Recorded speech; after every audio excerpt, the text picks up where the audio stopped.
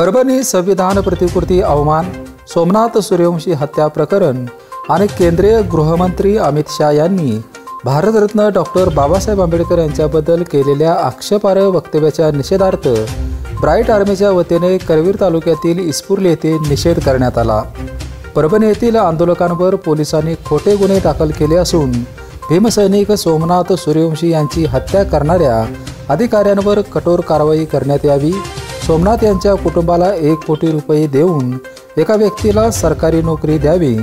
Bharat Ratna doctor Babasaheb Ambedkar यांच्याबद्दल अवमानकारक वक्तव्य करणाऱ्या गृहमंत्री अमित शाह यांनी मंत्रिपदाचा राजीनामा देऊन जाहीर माफी मागावी, अशा मागण्यांचे निवेदन इस्पुर्ली पोलीस स्टेशन यांना देण्यात आले आहे। यावेळी जिल्हाध्यक्ष समीर घारे, बाबासो कांबळे, तुषार कांबळे, दीपक भोसले, सचिन कदम, निरंजन राजपूत, महेश कांबळे, सचिन देवकोळे, नाथाजी वायतंडे आदींसह ब्राईट आर्मीचे वॉरियर्स उपस्थित होते। बिपिनसाठी कोल्हापूरहून विजय यशपुत्र।